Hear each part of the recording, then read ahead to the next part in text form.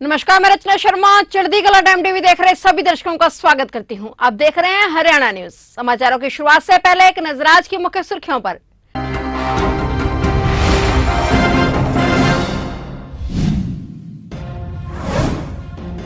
6 मई को होगी हरियाणा कैबिनेट की बैठक। मुख्यमंत्री मनोहर लाल की अध्यक्षता में कई एजेंडों पर होगी चर्चा। मुख्यमंत्री मनोहर लाल के नेतृत्व में बदल रही प्रदेश के तालाबों की तस्वीर। 1 मई को अमृत सरोवर मिशन का आगाज करेंगे मुख्यमंत्री मनोहर लाल। सीएम मनोहर लाल पहुंचे लाल किला। सीएम मनोहर लाल ने गृह मंत्री विज के साथ म्यूजियम का किया दौरा।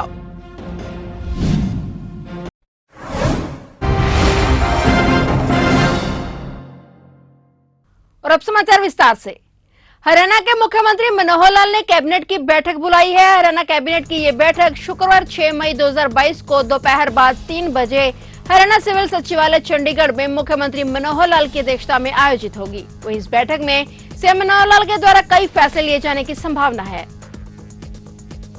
मुख्यमंत्री मनोहर लाल आज दिल्ली दौरे पर हैं। मुख्यमंत्री मनोहर लाल आज लाल किला पहुंचे। सीएम मनोहर लाल ने वहां पहुंचकर गृह मंत्री अनिल विज के साथ म्यूजियम का दौरा किया। उन्होंने अंबाला कैंट में बन रहे प्रथम स्वतंत्रता संग्राम के शहीद स्मारक में इस्तेमाल होने वाली तकनीक की जानकारी भी ली।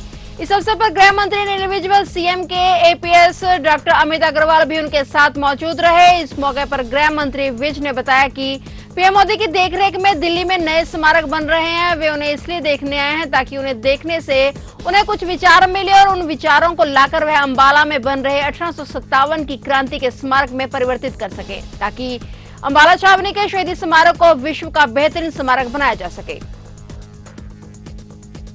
हरियाणा में तालाबों, बावड़ियों और झीलों के रूप में अनेक वेटलैंड्स मौजूद हैं। ये जनजीवन के लिए जल आपूर्ति के साथ प्राकृतिक रूप से भी अत्यंत महत्वपूर्ण है। इसे ध्यान में रखते हुए मुख्यमंत्री मनोहर लाल के कुशल नेतृत्व में हरियाणा सरकार राज्य में स्थित छोटी बड़ी वेटलैंड्स को सुरक्षित करने के लिए प्रतिबद्ध है। इसी क्षेत्र में एक और महत्वपूर्ण कदम उठाते हुए अब हरियाणा सरकार अमृत सरोवर मिशन का आगाज करने जा रही है, जिसका शुभारंभ मुख्यमंत्री मनोहर लाल 1 मई 2022 को सोनीपत में राज्य स्तरीय समारोह में करेंगे। मुख्यमंत्री के नेतृत्व में सभी लोकसभा और विधानसभा क्षेत्रों के प्रतिनिधियों द्वारा 111 स्थानों पर अमृत सरोवर मिशन का शुभारंभ किया जाएगा। सीएम मनोहर लाल ने कहा कि वर्तमान युग में जब पूरी दुनिया जल संकट का सामना कर रही है तो हमें प्रकृति और अपने पूर्वजों द्वारा विरासत में दिए गए जल संसाधनों के संरक्षण की परंपरा को सहेज कर रखना होगा, अन्यथा हमारी आने वाली पीढ़ियों का अस्तित्व खतरे में पड़ जाएगा। उन्होंने कहा कि इनका संरक्षण करना हम सभी की सामूहिक व नैतिक जिम्मेदारी है। हरियाणा का पीपीपी मोड़ पर फरीदाबाद में बनने वाला पहला हाईटेक बस टर्मिनल सितंबर में बनकर तैयार हो जाएगा। टर्मिनल में बस अड्डे के अलावा कमर्शियल हब भी होगा।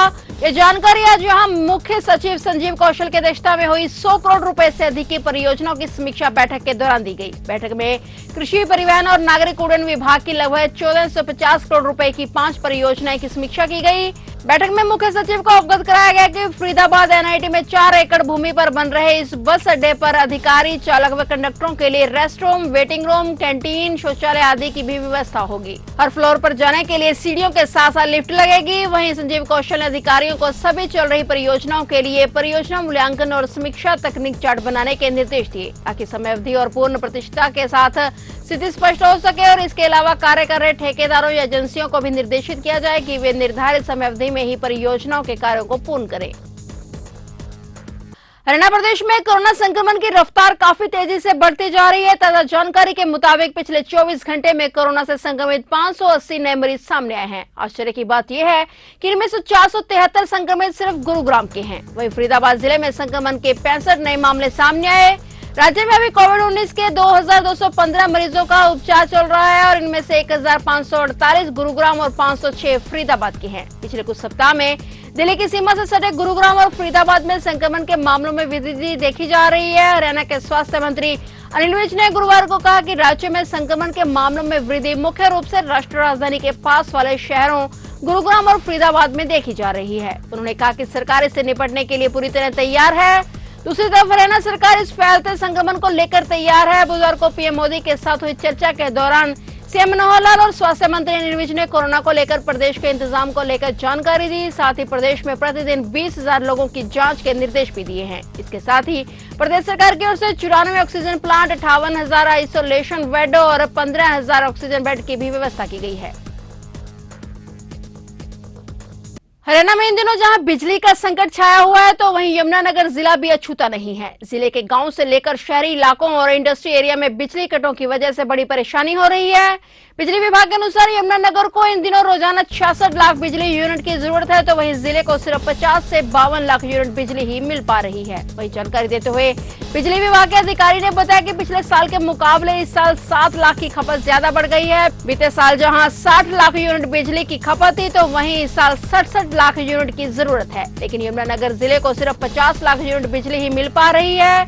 उन्होंने बताया कि फरीदाबाद में गैस प्लांट में बनने वाली बिजली गैस का रॉ मटेरियल न होने की वजह से नहीं बन पा रही है और गुजरात से आने वाली बिजली भी अचानक बंद होने की वजह से प्रदेश में यह संकट आया हुआ है। उन्होंने बताया कि प्रदेश सरकार और विभाग की गुजरात स्थित अदानी पावर प्लांट के साथ बात चल रही है, जहां से बिजली मिलते ही यह संकट खत्म हो जाएगा। इस साल जो गर्मी जल्दी आने की वजह से एक तो बिजली की जो खपत है वो बहुत ज़्यादा बढ़ गई है। जो पिछले साल 60 लाख यूनिट पर डे की थी कंजम्पशन, अब वो 67 पे चली गई है। 7 लाख पर डे की कंजम्पशन बढ़ गई है यूनिट्स की। लेकिन उसके अगेंस्ट हमारे पास अब जो पावर अवेलेबल है वो 50 से 52 लाख यूनिट पर डे की अवेलेबिलिटी है, जिसकी वजह से जो है कट लगाने पड़ रहे हैं। और अभी गवर्नमेंट लेवल पे और डिपार्टमेंट के लेवल पे हमारा अडानी गुजरात में जो यूनिट है, एक मुंद्रा यूनिट है 600 मेगावाट का, अडानी का 1400 मेगावाट का, उनसे अभी बिजली परचेज करने की बातचीत चल रही है, जो कि बहुत जल्द उनसे बिजली आनी शुरू हो जाएगी और ये कट रिमूव हो जाएंगे। तो कितने महीने सर ये रहता है ऐसा कि बिजली कम पड़ती है? नहीं, लास्ट ईयर तो कोई कमी नहीं थी, ये तो अचानक 3-4 यूनिट हमारे बंद हो गए। अब फरीदाबाद गैस प्लांट है, उसमें 300 मेगावाट की बिजली है, वो गैस अवेलेबल नहीं है उनके पास रॉ मटेरियल, जिसकी वजह से ये प्रोडक्शन कर ही नहीं पा रहे।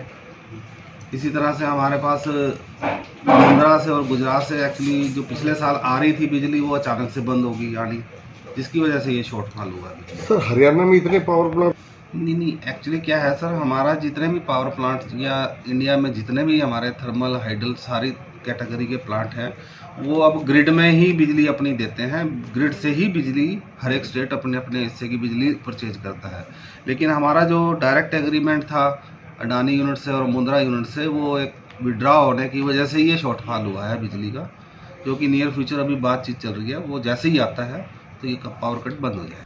विभिन्न सरकारी विभागों के कच्चे कर्मचारियों के द्वारा अंबाला के उपायुक्त कार्यालय पर सरकार के खिलाफ नारेबाजी की गई। कच्चे कर्मचारियों द्वारा कौशल रोजगार निगम को भंग करने की मांग की जा रही है। इस दौरान कच्चे कर्मचारियों द्वारा रोष स्वरूप अपने नियुक्ति पत्रों को भी जलाया गया और सरकार को चेतावनी दी गई कि अगर जल्द ही कौशल रोजगार निगम को खत्म नहीं किया गया तो बड़ा प्रदर्शन किया जाएगा। आज पूरे हरियाणा प्रदेश में कंप्यूटर प्रोफेशनल यूनियन के आह्वान पे जो डीट्स के अंदर काम करने वाले कर्मचारी हैं, चाहे वो डीसी ऑफिस में है, चाहे वो एसडीएम ऑफिस में है, चाहे वो तहसील में है, उप तहसील में है, उन कर्मचारियों ने लगातार ये विरोध जताया कि हरियाणा कौशल विकास निगम जो एक कंपनी बनाई है सरकार ने, हमें उसके अंदर ना डाला जाए। और अधिकारियों ने आश्वासन भी दिया था कि आपको उसमें नहीं डाला जाएगा क्योंकि आप एक सोसाइटी के अंदर हैं। लेकिन अब जबरदस्ती कल हमें जो सूचना मिली कि जो अंबाला डीट्स के जो कर्मचारी हैं, उसके साथ साथ पूरे हरियाणा का जो कर्मचारी है, उनको जबरदस्ती उनका जो डाटा अपलोड करके ये हरियाणा कौशल विकास निगम में चढ़ा दिया। जबकि सर्व कर्मचारी संघ हरियाणा की ये मांग है, ये सरकार बनने से पहले जब ये 2014 में आई सरकार, उस समय हमारी मांग थी कि 2 साल की सेवा पूरी कर चुके सभी प्रकार के जो कच्चे कर्मचारी हैं, चाहे वो किसी भी आधार पे लगे, उनको पक्का किया जाए।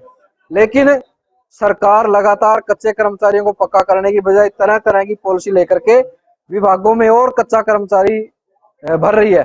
और अब बिल्कुल ही एक ऐसी ये कंपनी बना दी है सरकार ने जो बिल्कुल असंवैधानिक है।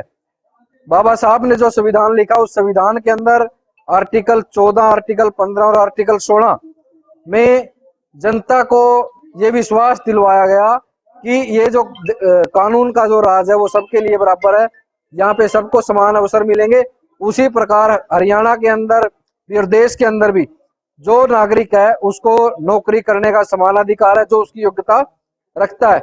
लेकिन कौशल विकास निगम के अंदर जो योग्यता, जिस योग्यता पे आज से 10-10 साल पहले कर्मचारी लगे थे, उन पदों की योग्यता खत्म कर दी गई है। कुछ पदों को बिल्कुल ही खत्म कर दिया गया है, जैसे clerk, stenotypist, computer operator, data entry operator. ये कुछ ऐसी पोस्टें थी जिनका काम लगभग अलग अलग होता था, लेकिन अब केवल एक ही पोस्ट बना दी है। एक ही आदमी को चार आदमियों का काम करना पड़ेगा। यमुनानगर में लगातार बढ़ रहे क्राइम को लेकर एक बार फिर से कैंप के वीरानगर में आपने सीएससी सेंटर पर काम कर रहे बाप बेटे पर कुछ लोगों ने आकर तेजधार हथियार से हमला कर दिया, जिस पर युवक घायल हो गया। सीएससी सेंटर चला रहे व्यक्ति की पत्नी ने कहा है कि उनकी दुकान पर एक महिला व एक व्यक्ति आए और उन्होंने अपने कुछ कागजात बनवाने के लिए कहे, जिस पर उसके पति ने कहा कि वह कुछ देर के लिए बैठ जाए, पहले जो ग्राहक काम कर रहे हैं वह निपटा दें, जिसको लेकर गुस्से में आकर काम करवाने आई महिला व व्यक्ति वापस चले गए। लेकिन आधे घंटे के बाद दुकान पर 3-4 युवकों के साथ वे फिर पहुंचे और डंडे और तलवार से दुकानदार पर हमला कर दिया। दुकानदार के हाथ पर तेजधार हथियार लगने से वह जख्मी हो गया और सीएससी सेंटर पर रखे कंप्यूटर व लैपटॉप भी तोड़ दिए गए। आसपास के लोगों ने इसकी सूचना 112 पर दी, जिस पर पुलिस मौके पर पहुंची और मौके पर पहुंची पुलिस कार्रवाई में जुट चुकी है। हमारे पास सर इवेंट आया था। इवेंट पे पता लगा कि उधर मारपिटाई हुई है गली में, नागपाल गली में, गली नंबर 6 वीरानगर कैंप में। तो हमने कलर से बात की, वो बोला कि ऐसे ऐसे करके मेरी शॉप है आधार कार्ड की। तो एक कस्टमर आया था, उसने बोला कि मेरा ये काम कर दो, मेरे पर दूसरे कस्टमर का काम कर रहा था। तो मैंने उसको बोला भाई साहब 2 मिनट बैठो आप। तो लेकिन पता नहीं क्या मुकाबला हुआ और मेरे साथ मारपिटाई करने लगा।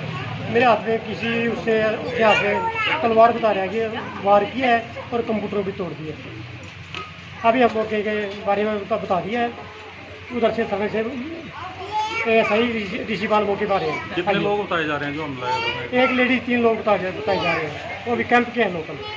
तो जब आप मौके पर पहुंचे, क्या वाकई में चोट लगी हुई थी? क्या हाँ जी, उसमें वाकई में चोट लगी हुई थी। और जो इनके फादर इन लॉ है मैडम के, उनके गले पे फ्रोंचे हैं। तो अभी कहाँ गए हो? उनको ट्रामा सेंटर मेडिकल के लिए भेज दिया। फिलहाल हरियाणा न्यूज में इतना ही और नए समाचारों के साथ फिर से हाजिर होंगे। तब तक के लिए देखते रहिए चढ़ती कला टाइम टीवी।